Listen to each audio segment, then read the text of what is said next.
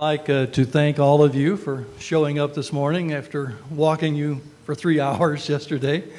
And it's nice to make connections with friends at the Blavatsky house that I knew about but didn't know about really personally. And I'm looking forward to possibly continuing connections with all of you and your work trying to digitize all of the information. And so any way I can be of help now that I'm retired, maybe I can do that.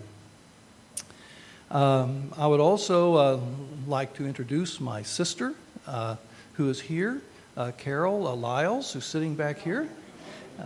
She is visiting from Ohio, and she has never seen any of this a presentation like this. Okay, so I'm really nervous because she's here. I would also like to credit, in a sense, most of the things that you will be seeing today are products of pictures that were provided to me by the Theosophical Society in Pasadena. And I have worked with them and they with us over these years. And so we are all the beneficiaries of their willingness to work. And so that has worked very nicely. Also, I think I have mentioned that I have been personally tremendously impressed by some of the elders of the Theosophical Society in this area, especially Iverson Harris. And among my dearest personal friends for 35 years or so, were Emmett and Carmen Small. In fact, Emmett and I used to give this presentation together. We called it the Little and Small Show. So it's, I almost feel that, Emmett's spirit is with us today as we're trying to share the news of what life was like back in those days. I think that you know that the primary work, it's a scholarly work. It was from a PhD thesis by Emmett Greenwald and published by Point Loma Publications. And Emmett and Iverson were primarily the ones who translated it into this paperback format. I think Ken can help you find access to it. And so if you like to, there are some photos in it and other information. So this is kind of the standard source for most people outside. So feel free to look for a copy of that, and I think you would enjoy it. Well, today I am going to try to show you what the society was like beginning in 1897 on the Point Loma campus. This presentation was prepared really not for theosophists exactly, but for the public. And it has been seen in many different venues. And normally I have to give a bit of an introduction because theosophy often isn't terribly well known by the general public. And so they need a little bit of introduction. So with a little temerity, but also a little tongue-in-cheek, one of the things that Emmett used to enjoy so much is when I would try to give about a 2-minute sketch of what theosophy was. I was always convinced I was doing violence to it at some part or another, but he was always having so much fun that he let me by. And so I assume that grace will come from you as well.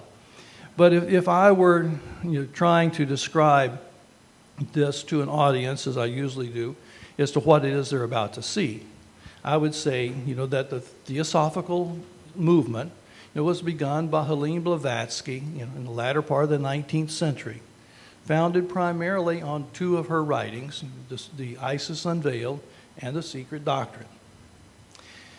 That it was a part of generally the humanist movement of the 19th century, that it was a part of the romantic and optimism of the 19th century, where there was an effort to try to bring truth as it became known in many different areas together into one view of the world. And that theosophy really means divine wisdom, And so it was a search, both in the material world as well as the spiritual world, to try to find ultimate truths. And that those truths really had to meet the test in the sense that they were universal. That is, they should be true across all time and all cultures, and to the extent that the idea could comport itself to those tests, then its likelihood of being true was significantly increased. And that this movement was founded by Blavatsky, a Russian immigrant, and then began to spread in various parts of the world, and that Theosophists are still very much active today throughout the world. The center really is in India, and tremendous contributions to the Indian nationalist movement in the 1930s, etc. And so, this group of people and these ideas have had a substantial impact, and it's something that you should know. And that Point Loma is an expression of those ideas, and that, and maybe an additional thing, Theosophy is often a very intellectual and scholarly endeavor, at least in my experience. So there are a lot of libraries and papers and what you've been doing here. The Point Loma experience is really different from most, at least, that I'm aware of, in the sense that I would argue that Catherine Tingley was not a scholar. She appreciated scholarship and advanced scholarship, but she was not either trained nor involved in scholarship per se, as many of you are. She's really, in my judgment and paper I wrote, a product of the American progressive movement at this particular time that was trying to put ideas into practice. And what she was trying to say is, you can say what you wish about Theosophy, I want to show you in action. And so what you see here is her best effort over about 35, 40 years to put the ideas of Theosophy on the ground.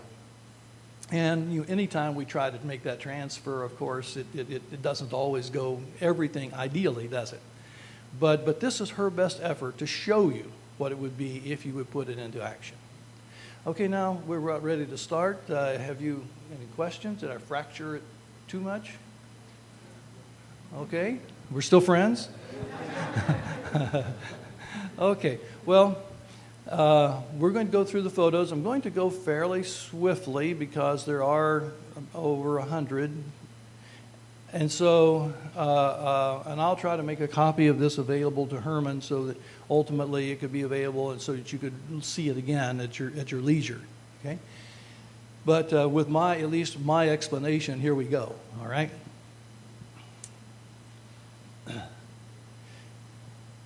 This is Grace Kanoki, who was born on the Point Loma campus, and until she passed away in about 7 or 8 years ago, she is the one who opened the doors to all of the photos and so forth that you're going to see.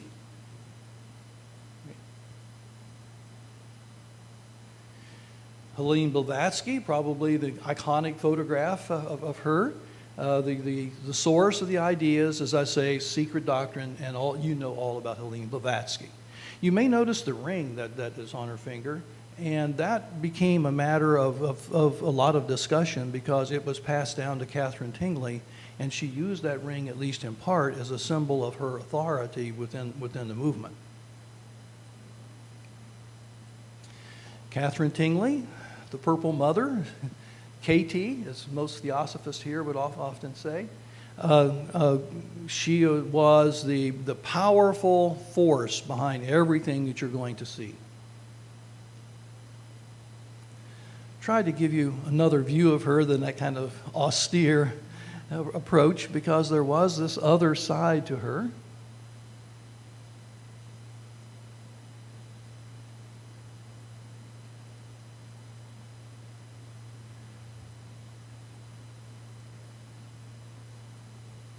And then as she got somewhat older in the 20s, you can see how age has moved across. I think maybe there's one more of her there. Yes, in the automobiles of that particular time. So that this is Catherine Tingley just before her auto accident in the late 20s, and kind of spans her time period at Point Loma. I usually talk also I did have a photo of Judge in here, but he's got a little long, but also a GDP, a peruker, and so GDP, and I think you've got another there. No, I guess not. Okay. All right. Let's suppose that we were walking where you were yesterday in 1896. Okay. This building was being built where that big church is that we didn't get into. All right, out on the hill where the homestead was. This is how it looked when finished.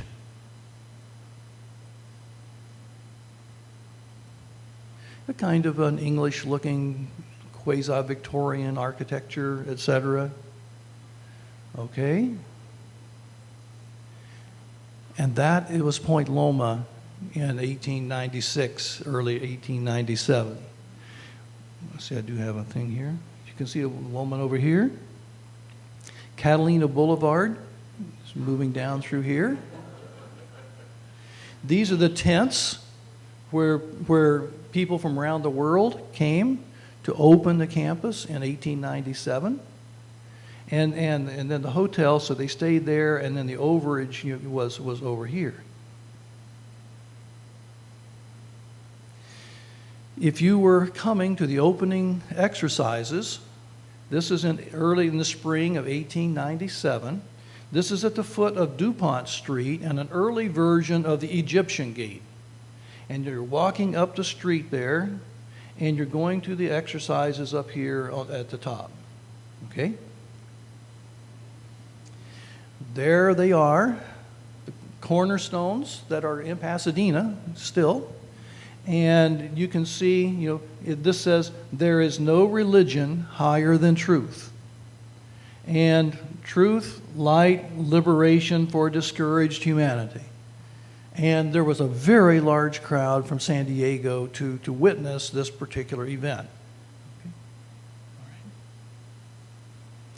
Here they are. You can see the flags from all the nations that were often flown.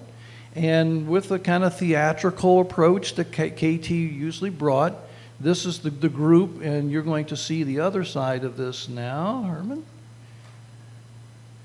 So there she is addressing those people who have come from around the world to start this theosophical experiment.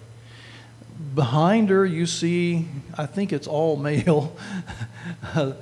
And that's one thing that's kind of interesting, too. At this time period, many of the theosophical leaders are women, and they were also women leaders on this campus as well. But the kind of the power behind, the money behind, and so forth is represented here. You can see that they were already thinking about the Greek theater even before it was built, and classical antiquity and so forth is all there, and with the cornerstone. After that opening exercise, here they are congregating. These were the cornerstones that they expected to use for the various buildings that they anticipated building on this site, and the tents where they were staying, and this is where we were walking yesterday. Actually, this area in here is where the Greek theater is. You can see there's a natural kind of ravine headed down there that they took advantage of. Well, Catherine Tingley, as we found out yesterday, always wanted to change and renovate and so forth. She didn't like that hotel the way it had been built. And so you can see immediately it was being transformed. And so she put a third story on it and began to put the domes on these buildings that they were so well known for, this one being in a light blue in color. And so let's see how this transpires. Herman? There it is under renovation. You can see the little hallway connection, and this is the Temple of Peace where we stood right at the end, you remember? And so it was in that particular location, and it had an amethyst dome on the top of it. When completed, that hotel had been changed to look like this. And that was Catherine Tingley's vision. This is the Homestead building, the Academy building. Young women tended to stay on the third floor in the early days. And obviously, this was quite a sight in San Diego in those early days. As seen from across the street from Catalina, you can see how it dominated that part of the hill, and everyone in San Diego was aware of what was happening out in Point Loma. My guess is this is about 1910 or 1912. You're looking from the Spaldinghouse and the porch on this side, and you can see that the foliage has grown, and this is as the buildings began to look after about 10 to 15 years of development on the campus. This was that front entry. It would be overlooking San Diego at that time. You can actually see down to San Diego, and you can see it's a most impressive structure. When I was putting the Spaldinghouse ball back on the top, I looked at everywhere and had everyone else look to try to say, well, where did this architecture come from? And it came from everywhere. I mean, there isn't anything like this anywhere that we could find. And so it was just from her travels all around the world, she borrowed different ideas and then put them together in her own unique kind of way. All right. Here you can see the children on top. She loved to have people come from the city and other places out to the campus. So I think this is a Grand Army of the Republic, the veterans from the Civil War who are celebrating. And the children are often put out, kind of out front, as examples of what the society was trying to do and the success of Raja Yoga education. I think this is the same event. This is the Raja Yoga band that is playing. So you can see, she had a feeling for the theatrical and to put on a very nice occasions for people who came on campus. Inside, under that large dome, you can see here. You can see the decorations on the floor. This is Catherine Tingley right here. This is Albert G. Spalding and his wife, Elizabeth. And this is a group of Japanese that are visiting the society. You can see, as usual, the young men over on one side and the young women on the other. And they were going through their paces, showing the Japanese the benefits of Raja Yoga education as it was being practiced on the Point Loma campus. There were a lot of foreign visitors. We need to realize this is a time, of Froebel and the kindergarten movement, Montessori, John Dewey and child-centered education and so forth. And Catherine Tingley was acquainted with those ideas from her travels and people she knew, and she was putting many of those ideas into practice on the campus. Here's another view underneath that dome. There was a stage, and here what you see are women and men from the campus itself. They would make, as you can see, baskets and all kinds of things in the women's mart mostly. And so when tourists would come to the campus, they would sell these items. Actually, that first picture that you saw today that was in color, or mostly hand-colored postcards and so forth that they would make, and then they would sell to the people who would come on campus. So this is, again, probably more idyllic than it looked on a normal circumstance, but at least gives you an idea of what was going on. They did celebrate Christmas on campus, and this is St. Nick. And their tradition is that every Christmas they would celebrate it as it was celebrated in different countries around the world. And so some of them are more Christian and Western, and others would be of other types. But you can see elves and other kinds of things in this particular representation. That is one of the earliest sites for electricity. Thomas Edison was related in Theosophical history. And so for the Hotel del Coronado, as well as for the Theosophical Society, this is one of the very first places where in San Diego electric lights came. And this is a formal dinner that is being held in the Academy building. This is the Reginald Machel that we were talking about, and he is standing there in front of some of his carvings. Many of those carvings, were the ones that would stand in the rooms. There's a special name for those, but they would separate various parts of the rooms with his carvings like this. Incidentally, he didn't go around campus looking like that. I mean, that's just in a special occasion. Here you can see underneath that large dome, the three stories going up with flags from all around the world. The young men studying in that location. And I'm given to understand that probably at this point in time, over half of the students are really outside the United States. They're from both Europe as well as, I think still in this picture, some from Cuba as well. So there was a fairly strong, international flavor in this movement right from its outset. Here's the band, concert band that was on the stage there. Some of that Reginald Machel work that we saw earlier and as well. Well, here it is replicated in this site. And if you look at all of the sides of the building and so forth, you see all of those beautiful areas that they're put as well as in the floor.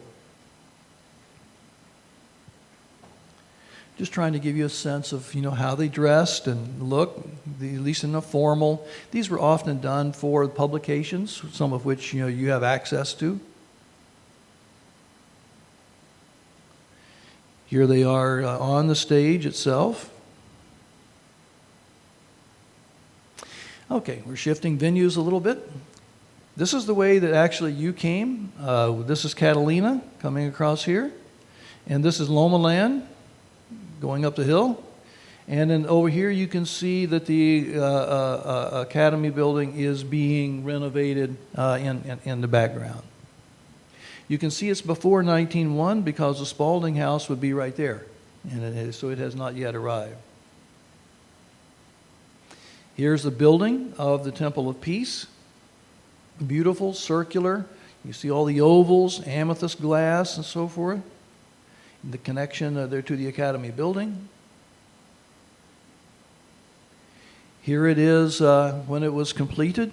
The outside, when I came on the campus in 1973, these steps were still there. But the building, as I mentioned, was burned in 1953. So it's just long gone. The extending speech on the right, is that in connection to the temple or is that the other building? In the background is the Academy building. This is just circular here, and so that is what you can see looking toward the east. Was it made of wood, the building? All these buildings were made of wood. They have these wooden blocks that make them look like they're stone, but they all are really wood. Now, at that time, wood was brought down from the northwest, and so many of these buildings were built just like the Hotel out of redwood, center cut, no knots, and so one of the reasons that they've stayed in as good a shape as they are is they don't rot and they're not infested with termites and other things like other wood was. So it was prime building material. Is there documentation why they took the round shape as the basis of architecture for it? I don't know where I know this from, but all of you are far more expert than me. But my understanding is that in Buddhism and Theosophy and some, if we're talking about the unity of all things and of the world and so forth, that's the circular element. The West is using the squares and Christians, the vertical, the steeples and so forth, but Theosophists and many who believe in reincarnation and all those kind of things tend to go with the circles. And of course, aesthetically, I think, well, each has its strong points, but I would guess that she's trying to make a statement that we are looking at the world from a different perspective. And she's trying to show that, I think, in the way that the architecture was put. And she was tremendously successful because it's still making that statement, today. There's a comparative building in the Forbidden City in Beijing, the Temple of Heaven, which has, if you look at it, besides from the top with the amethyst dome, gives a very same impression that then in Chinese architecture, and it will give the same feeling with the type, also with the veranda, also a complete round shape. So I was thinking about that. Yeah, I have been there, and I agree with you that you can certainly, I think the Chinese tend to use those elements more than in the West as well. And then I was in Egypt a couple of years ago, and I found many interconnections from Karnak and the egg and dart, and if I took pictures of various parts of the buildings and so forth, which I could replicate on the campus, and so it's. But I think she just took the elements that she thought fit. And she was the head of everything, including the head architect. And so this is a representation that she saw what Theosophy should be if you were to put it into material form. And again, there's a slight elevation when it goes around. Is that correct, or is I looking at that wrong? Looks like it's slightly elevated when it goes around. Slightly elevated. I believe, just from the looking, that it was possible to walk around that upper portion, but I've never seen a picture with anyone up there. Right. I mean, it looks like it's, besides round, it seems to be getting higher, like a spiral. Oh, Is that just an illusion? It was completely symmetrical. It's just a perspective of the photo. yes, I think that's right. I didn't understand your question. Okay. Feel free to interrupt as we go. These are the iconic doors to the Temple of Peace, and they were well known throughout all of San Diego, and they were rescued at the time of the fire, and they were for a long time in the possession of the institution that preceded us, and then the president, who I think kept control of them, finally gave them to the San Diego Historical Society, and they are still there. They are put on display periodically. I have seen them there, but they're not there all the time. So you'd have to call to see whether or not they were visible at any time. I don't understand all of the theosophical motif from his carvings and so forth. I probably had it explained to me at one time or another, but they are a beautiful representation. Now you're looking at the inside, and these are the decorations on the walls, ceilings, and so forth. As Ken, I think, said yesterday, these were largely light pastels and ivory and pink and colors like that. Flowers were often there. Here you can see under that amethyst dome, and with up above here when the dome was on top of that. And then the exquisitely made furniture that is here. Some of that furniture is still both in the Historical Society in San Diego as well as in Pasadena. Can you say something about the amount of labor involved in it, and how far the members were involved in the labor, and how far the contractors, outside contractors, were involved? I really wish I could answer that question, but I don't. Maybe Ken knows more than I do. I don't think that that issue is addressed by Greenwald in his book, but my guess is that much of the expert craftsmanship was done by Europeans who were there, who were in these trades when they came over. And my guess is that more of the grunt work, the hard work of other, were probably laborers from the area. But that's just a guess on my part. There's a story about a local person, a local carpenter from San Diego, and that's in the interview with Iverson Harris in the San Diego Historical Society Journal. Which is available online. Yeah, exactly. And that they hired a carpenter from San Diego. He came over, and KT asked him to do a specific job for a day, and he stayed for 35 years, I believe. Yeah. Well, that sounds. I did have a picture and also a part of a journal of a man that for the very largest dome. I mean, you might ask yourself, well, how do they repair it and how do they clean it and things like that? And this fellow was the one who did that job, and I had a picture of him where there was like this little ladder kind of thing that went all the way up and so forth. I don't know how he got from one place to another, but I think he was from the community and I mean from outside in San Diego and not a local. The person repairing the dome was someone who lived there. Okay, he says, contradict me, and a lot of these things, back in that time is a mixture of recollections, and some of which can be authenticated and some not. Iverson says that there was a little small graveyard in one part of the campus. I have another source that says there was. I checked with Emmett, I checked with people in Pasadena, I checked all of the records, city, otherwise. Go physically and look. You can find nothing like that, but I've got 2 independent reports that says there was. People who were there. I don't know, so. Yes, sir. Did you say this was amethyst, the dome, the color? Exact same color that you saw on I didn't see it recently.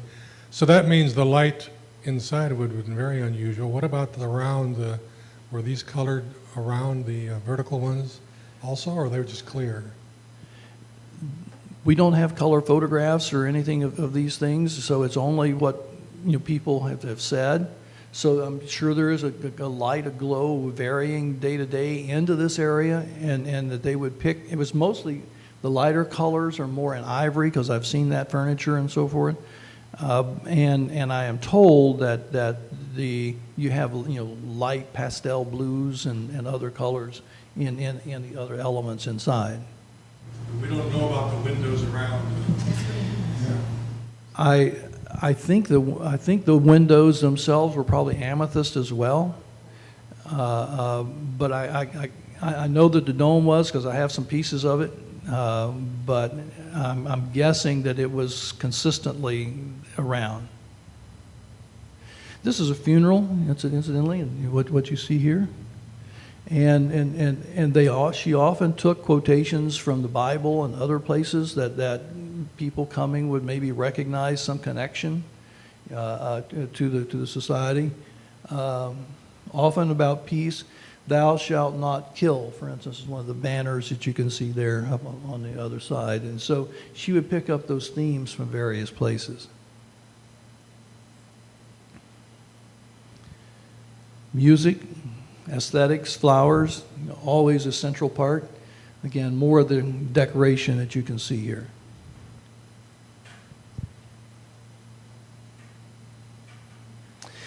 Okay, we've looked at the major buildings. Now we're going to start looking a little differently. You saw something pretty close to this yesterday. Off to our left is where, just so you can tell, this is before the international headquarters is built. So this is about 1900, I would guess. I don't think that the Greek theater has been put there yet. over in here, that'd be 1901. So this is very early, Academy Building, Temple of Peace, and the very earliest of the Lotus Houses, with a tent kind of top, as you can see, and circular generally. Pepper Tree Lane is going to ultimately be coming up and down through here.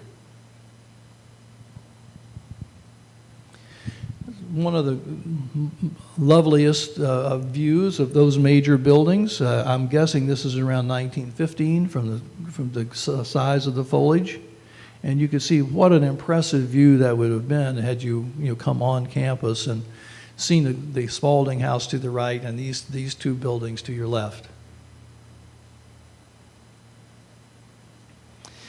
Now we're moving to the Spaldinghouse that we looked at yesterday.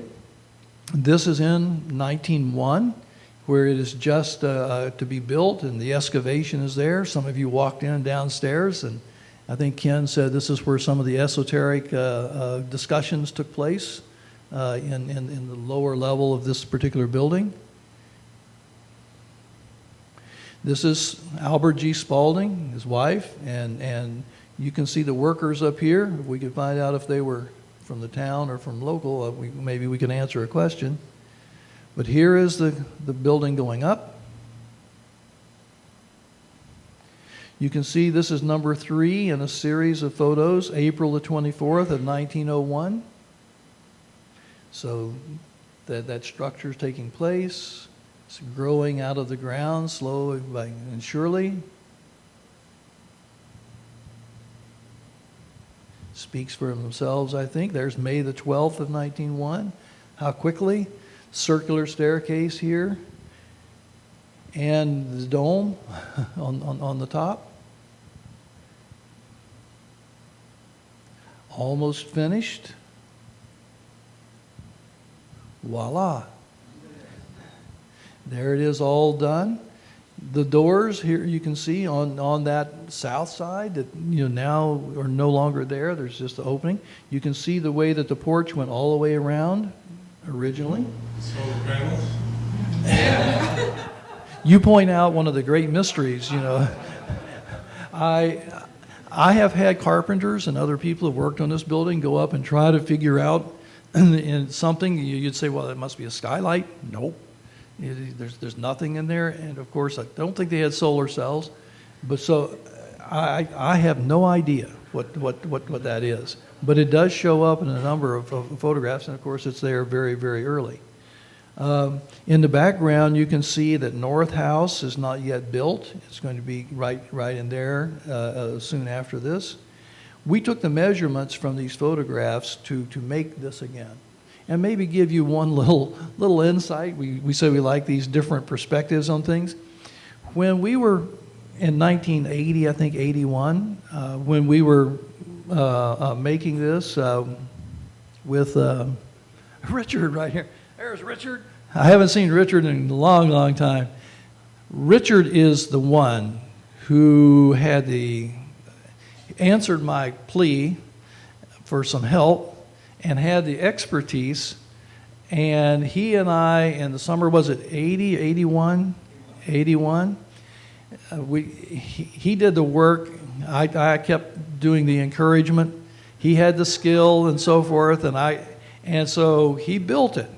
And then in the fall, the crane came, all the newspaper people, everything, and we set this back up and put it back on top. We tried to figure out, what is this on the top? And we took these photos, we blew them up, we got every photo we possibly could, tried to figure out what is that on top. Well, we finally decided, well, it looks kind of like a candle, in a candlestick kind of thing. And so we had it made in that fashion and put up there. About a year and a half or 2 years later, I got access to another photograph that showed this much more clearly. And what it really is a lotus flower that is on the top. And as I confessed to someone last night, this is a Christian institution, and so I really feel kind of good that I didn't know. So we didn't cause a big stir among anyone we did our best intellectually and academically to put it back the way what we thought it was. Because if I had known it was a lotus flower, I'd probably insisted that the lotus flower go up there, and then I'd been in bad trouble probably. But in any case, that is it, and it has changed the look of the campus, and it's one of the prized elements. And I would look for you, last year. Don't forget to tell them about your paint. Oh,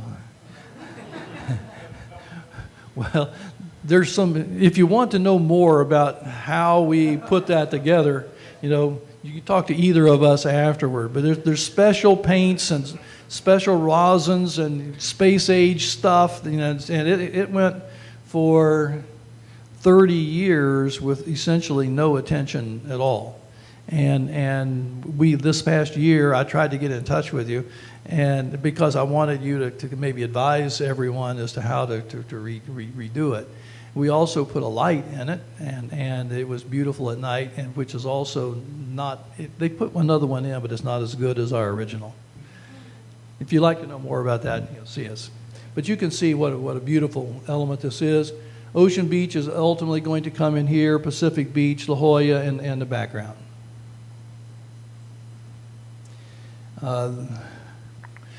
This is a bad thing. This is really a fluke. Let's just go by that. And well, actually, let's hold for a minute. I was telling some of you about the stairway that goes up from the back of the administration building or of the home there. These are the women 3 times over that are standing on that circular kind of stairway that goes up in the back of the Spaldinghouse. Sorry about that particular photo. This is the inside of the Spaldinghouse where we were standing yesterday, and we walked in right this way, and you can see the statues on either side. I told you the chairs and so forth were in here, and the darker kind of elements that were around. This confused me for a long time because I didn't know that from today that there was in fact this door on the other side. So you're actually looking from the door we came in straight through to another door on the other end that's now closed off and so forth. And it took me years before I got myself oriented. I was terribly confused until I finally found out that that's the case. Why did they close that off? I don't know. Well, I suspect I do know partly. The element where the president's office was around most of that eastern side of the building and the northern side of the building, that porch was enclosed, and so that door would not lead to anywhere. And so when they put offices and other things in that area, it became redundant. And this is where you were standing again. I told you, how this was here originally. Again, this piece was originally over on this other side, but they moved it over to here. And 2 or 3 of these things, were in one place. And in another picture, you'll see them in another place.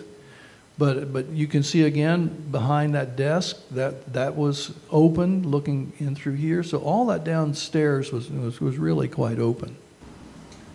Was Catherine Tingley also the architect of the Spaldinghouse? She was the architect of everything she wanted to be the architect of, and she kept her hands in everything.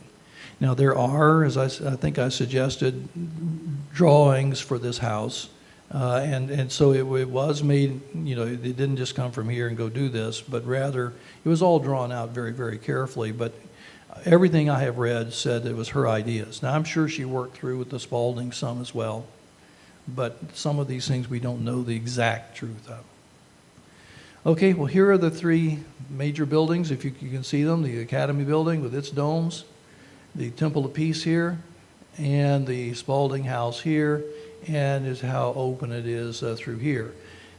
We all met right here, And so you can see that originally this road came down, and instead of just circling this way, it came on down here to the north house where we were, and that was the front side. And then the road turned in an oval and came back around on the west side of the Spaldinghouse. So that's now been truncated through there, but it used to come all the way through. Thought maybe you'd like to see a Point Loma cowboy. You can see here. And the cows that are grazing with all of that in the background, and what a wild view that must have been. A panoramic view looking from the Academy building to the Spaldinghouse here. And this is the orchards and everything that if you read Greenwald's book, it'll tell you all about how much of this was grown. There's a windmill right there. I think you'll get a better picture of a little later.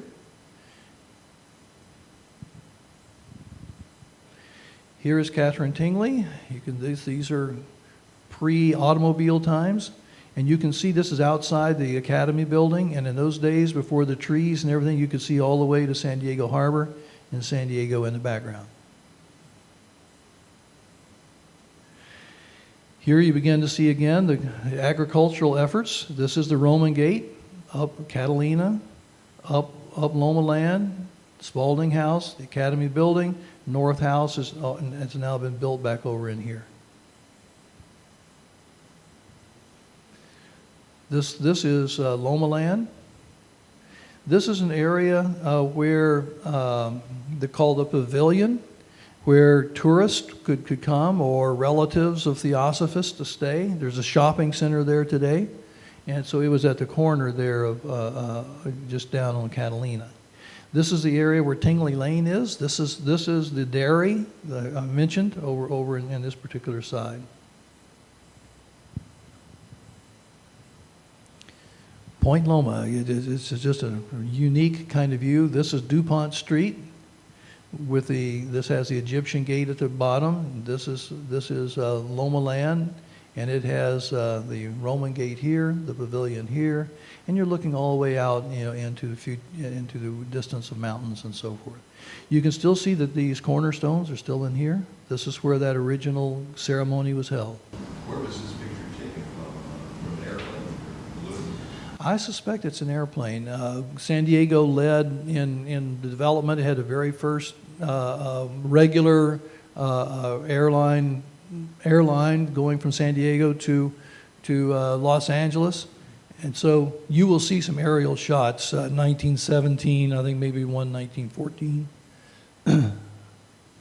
Well, here's one of those aerial shots. This is again to orient you where you come into the campus. This is the Spaldinghouse. I told you there was a road that continued straight on down the hill here. We walked right along through here. This is the Casa Rosa. All the houses that used to exist down in here that are virtually all gone. These are the Lotus Houses, which you can see in this area, the 10 of those.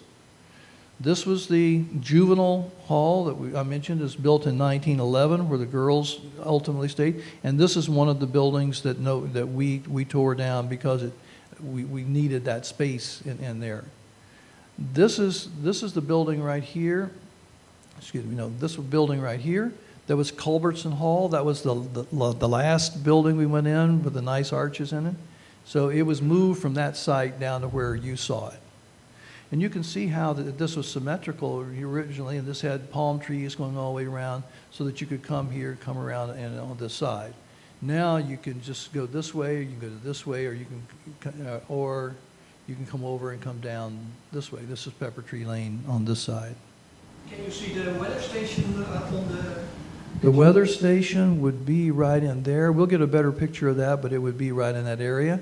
And this is where they teed off down into the Gulf, right down into that area. Have you ever measured if there is a difference in height between the different buildings, like the temple and the Spaldinghouse? The elevation of the ground? Yeah, I mean the elevation, height difference. Well, this building is far higher than anything else. And one of the things that is different, she could build anything she wanted, where our institution, we're limited to 30 feet high. And so all of our buildings have to be built within that envelope. I wondered if there was a certain hierarchy in the...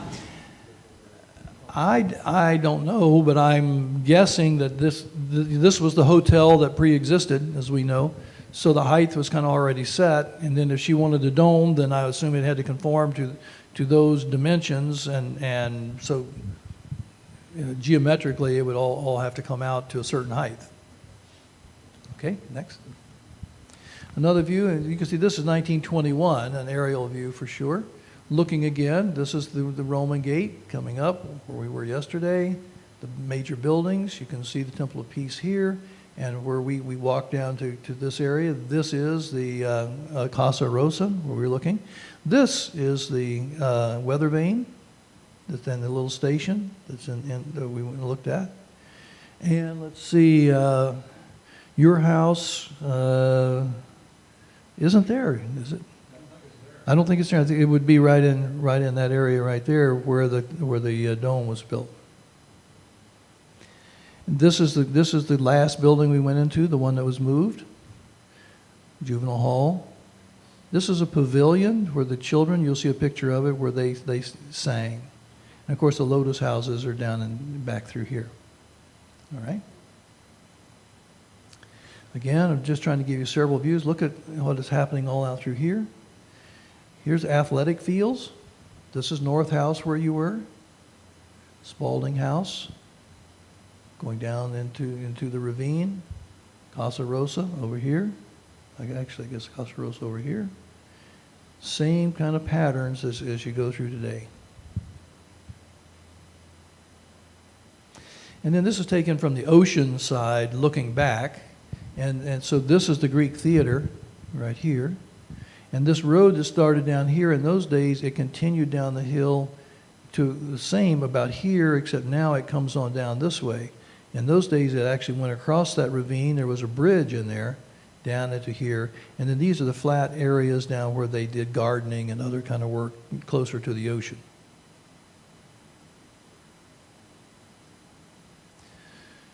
This is the picture, I think, that we started with, that it was in color, but you can see how these buildings have begun to grow in number.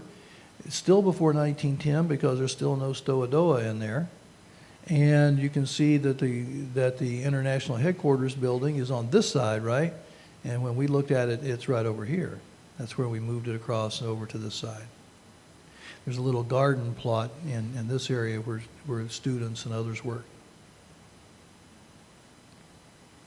This is the ravine. Someone asked me what it looked like behind there originally, and you can see that it was really quite a ravine where erosion has come in. That's been a big issue for a long time.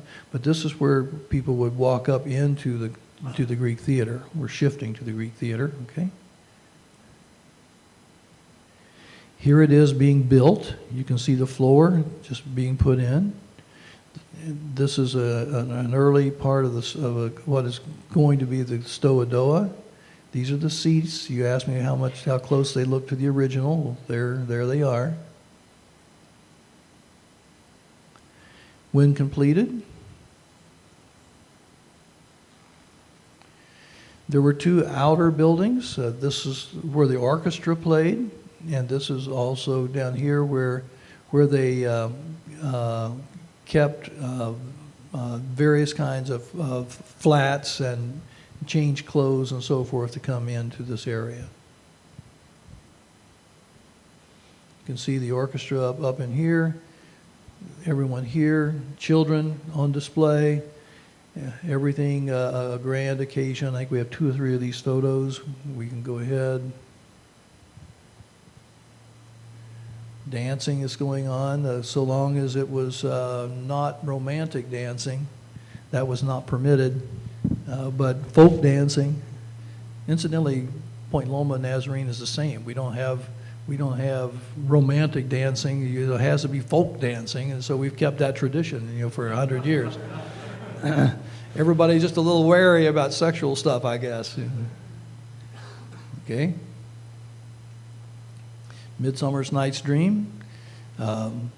Everyone that was in the plays lived on campus. They were directed by KT. The clothing and everything was made. She often had the women wear their clothing for a month or two and so forth, so that they would feel comfortable in those clothes and everything. So I mean, all those little details, she was always into it.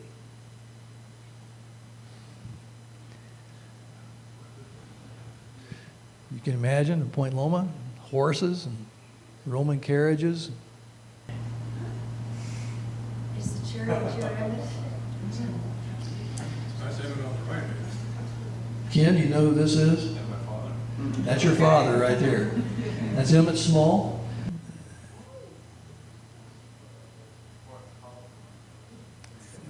Florence Collins. Okay. All right.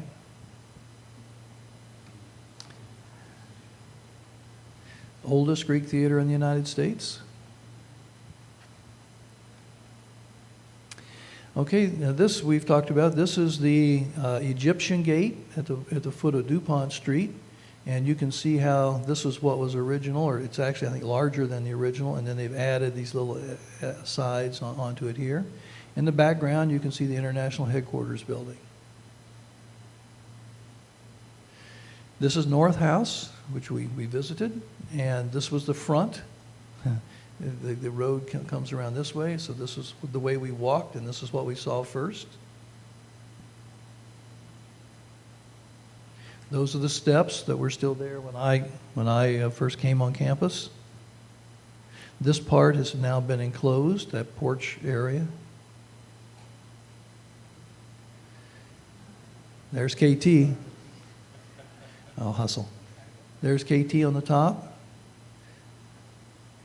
I'd like to put that up there too. There, I promised. You see Blavatsky above that fireplace. This is another of those fractured photos, but you've already seen that pretty much. I think there are just two of those maybe. Okay, now this is the kind of the iconic photograph. We're going to move a little more quickly. Well, inside, here are those doors that I told you with the fabric on them in the International Headquarters building. Is that the same picture that's in Pasadena, National's picture of that? No, it's if it's the one I'm thinking about, it's different. This is Casa Rosa, the twig architecture. Yes, ma'am. You knew who was in the photo? The woman here? Ken would be far better than Peggy me. de Perucker, Godfrey de Perucker's sister. Oh. It was. Yeah, I honestly don't know. Yes, it is she. We had it in the album. What is the name again? Peggy de Perucker. Peggy de Perucker? Okay. Okay. Well, thank you very much. And I can add that to the presentation. Next. Okay, this was Camp Karnak, which you didn't get to see, but was up on the southern part of the campus, and this was a literary colony where a number of books were written in that area. And today that's an overlook that the campus has put together. It's one of the most beautiful places on campus to get back out there. That was where Boris Kazurkov first stayed when he came from Russia. It's where Boris Kazurkov lived, for those that knew Boris here, when he came to Point Loma in one of those tents, about 1920, 22. Experts everywhere. All right, next. This is as the campus looked here. This is where we walked down. Some of you saw those bricks with numbers and so forth. And I have some pictures, I don't think are in here, of wheelbarrow races. that were taking place going down this hill in those times. Over here you can see where the Lotus Houses were. And this is the last building we were that was moved, I was telling you about. This is the refectory. That's where everyone ate in common. This is a barn that was maintained there. And up here, this is where the land went on up further, and this is where a lot of the shops and printing and other things were done. And on the far, they call the South Ranch, kind of where a lot of those activities took place. Again, a different view. That's where the children sang. This is the last building that we looked at. Inside that building, I think I showed you a picture, a correct picture of that. Part of the women's mart. They did try to make silk, mulberry trees, and so forth. So you can. These are Cuban young woman here that's working with silk culture. Some of the early Lotus houses.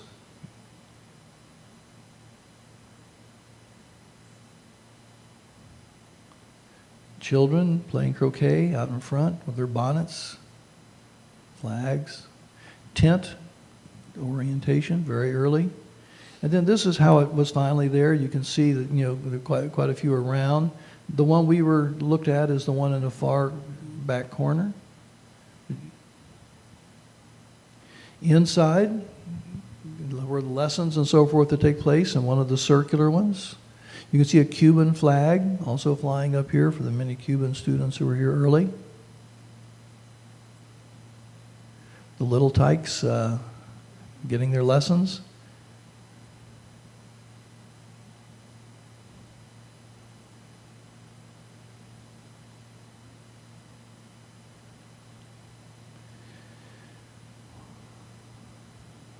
Just looks too idyllic to be, anything other than prepared, for publication. Emmett always laughed at this one because everyone was so cool. This was Martha Washington, who was playing a little play that I think is related to the small family. I think it was some relationship there.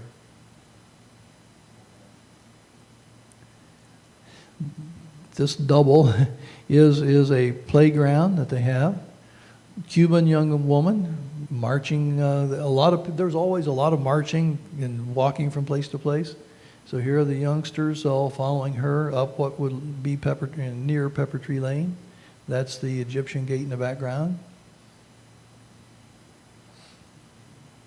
Happy Little Sunshine, I think, sunbeams or whatever. Judith Tyberg over here. Thanks, Ken. Geography lessons. Arithmetic.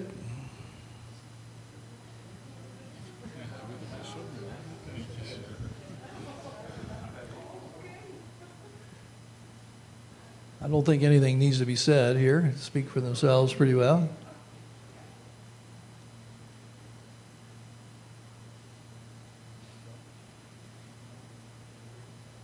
The curriculum in the background, and youngsters in afternoons would learn different crafts.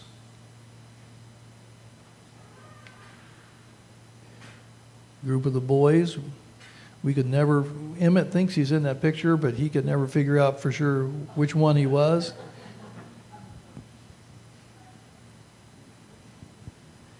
They were often called the little philosophers, and here they are all dressed out.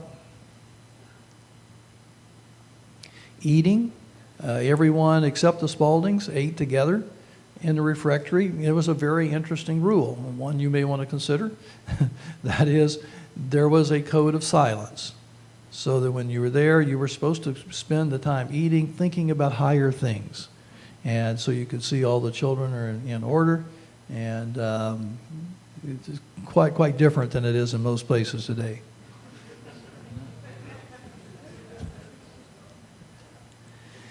They did have exercises after the turn of the century. This is a little unusual because some of these young men, I think maybe it's in the next picture, have rifles. And, and for a peace-oriented area, but this is also after the Spanish-American War, and I think there were some people on the board, her board, that were oriented in that way, and so they were just used for exercise. Young men walking, across the campus,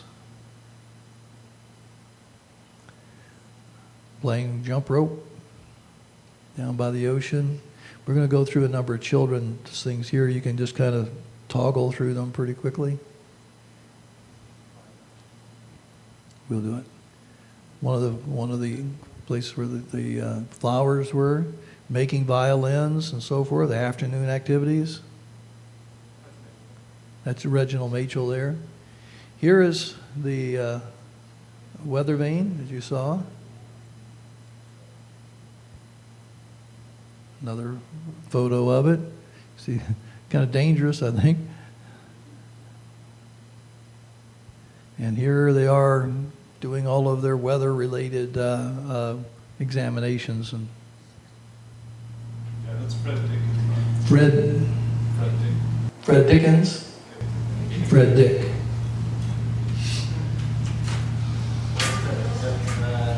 Case, glass case. Here. That looks like a weather balloon to me. Kite, maybe? Frankly, I've seen this picture a lot. I've never seen that, but never thought about that. Okay, we need to move along as quickly as I can. This is an Arbor Day, very early, planting trees on the campus. They did work in the gardens, flower fields. Some of the other houses that are now gone. Tar pits to try to, in the cooler weather in the wintertime, for the avocados and other things that they grew here. Actually, corn on Point Loma, which is unthinkable to me, today. But as I said, they didn't try to be self-sufficient. But here are some of the produce coming in. Trees that were brought in from around the world, some of which are still there. Moving along quickly, you can see the women doing their part of the work and providing for the meals. And the formal eating quarters and the refectory. Sports. Yes, there's tennis. My understanding is this is the person who made most of the photographs you're seeing, photographer, Sidney Hamilton. And this is just north of North House. If you just kept walking from North House, this is on the other end. Yes, and baseball, Spalding after all. And if you look carefully, this is Iverson Harris right here. And they also knew that Cubans were good baseball players, and so you can see that there are some Cubans that are on the team as well. That new game of basketball, outside, co-ed. Look at the backboard, made like of string. So it's really quite a different game in those days. Exercises of all sorts, even the little tykes.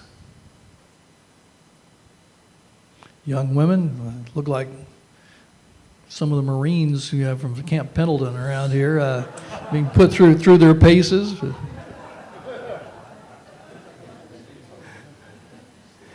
This is Albert G. Spalding and his wife in one of the earliest vehicles in San Diego County. He was on the road commission. There they are on the campus itself. I promised you. There he is, teeing off. You can see the road on the other side down, and it's hard to believe that ravine looked that way in those days, isn't it?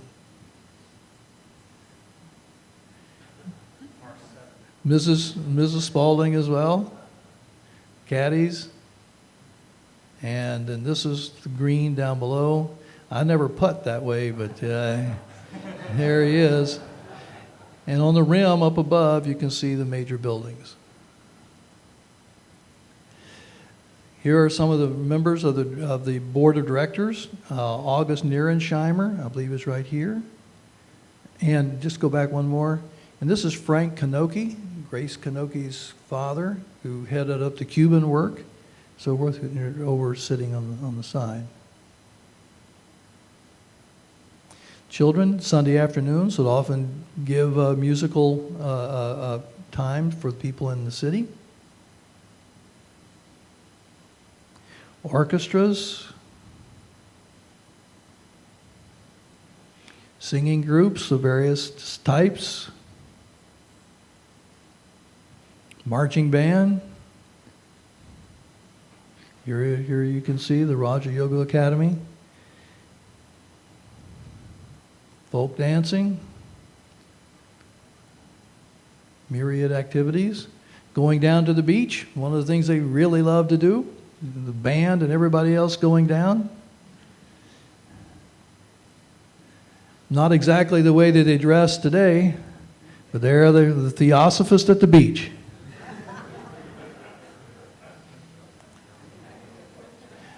Pre-surfers. Okay. Military would often come to visit. Here they are coming in the Roman gate. A different military group going out the Roman gate.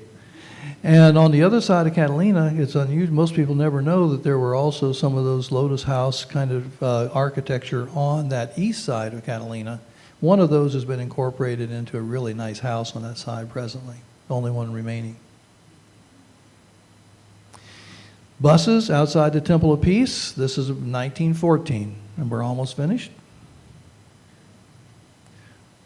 Where are they going? They're going to march for peace. You know, this is a messengers of peace for the nations. She opposed World War I and tried to get Wilson and others to have a peace conference, and when he wouldn't do it, so she called one herself. And so they met here in 1914. You can see the universal peace protest against war. There was an international exposition in Balboa Park. This was the Theosophical Society presentation there. This is the Oregon Pavilion, Spreckles, Oregon. There they are making presentations at that occasion, getting some good publicity. I just had to throw that in. That's Balboa Park whenever it was the way it was originally. These are the buildings are not there anymore. That building's not there anymore. Then downtown, the Isis Theater. This is where Annie Besant gave her talk, and then Catherine Tainley purchased it, and was a center of their outreach to the city. You can see here Sacred Peace Day, September 28th, 1914. So here they are at that occasion downtown. All right. Well, as colored by the women in the Theosophical Society, one of those slightly different views. And we're going to go quickly here. The classic view. And then what I was bringing up to you the other day, just very quickly, the columns that you see everywhere.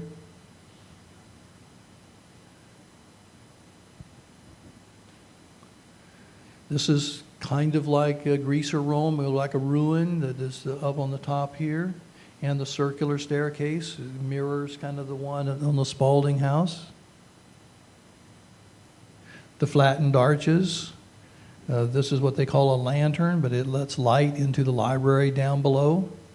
Students wanted the grass so much, what they did when they built this building is they actually put grass up above, on top of a building.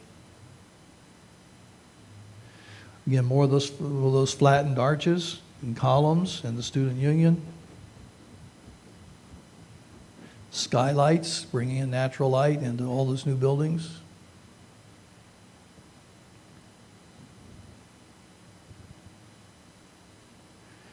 Concave and convex, you find some of both, rounded instead of all square everywhere. These are also circular staircases up to those levels. There you can see it again. The around the outside of the buildings. Here again, skylights. This was a renovated building with flattened arches and so forth. It's the literature building. How we even in other buildings, we began to use those flattened arches and signage and so forth. Actually, the Greek theater is also, you know, the symbol for the university itself.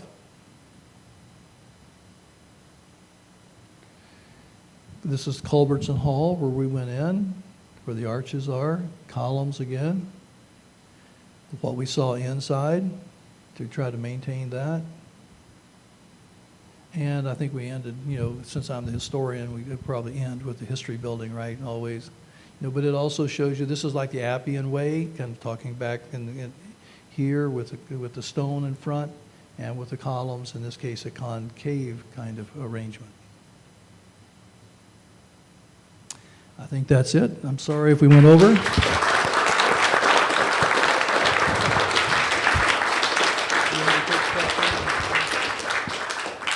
Maybe time for one or two questions. I know it's pretty close on time. Yeah, Dwayne, Yes. as I understand it, the San Diego River used to go around down across Loma Portal and cut off all of the Point Loma as an island, and you had to get in by boat to get over there, or some sort of ferry. Do you know when that changed?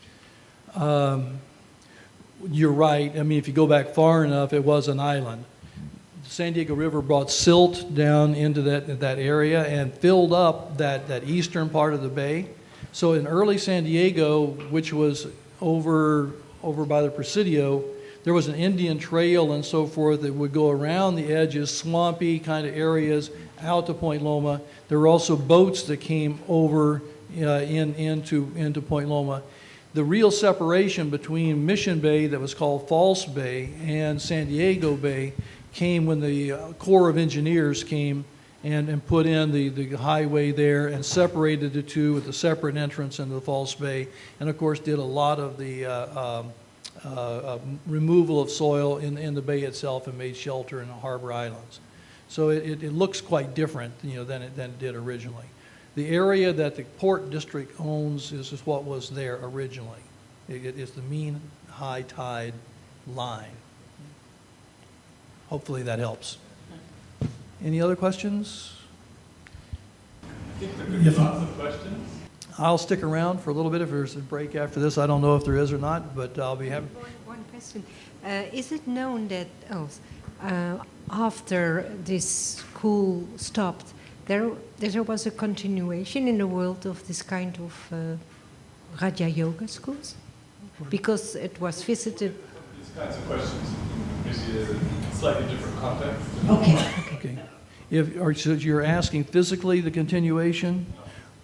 Well, I think if I understand the question, you know, the Theosophists sold this property in 1942 in the war, and moved ultimately from to Covina and then to Pasadena, and there was some division within the society itself. This property was controlled. There were soldiers and others on this property during World War II? No? Oh, that's a different question. Yeah. Okay. Well, I thank you very much for your kind attention, and hopefully you have a much better feeling for what all was here.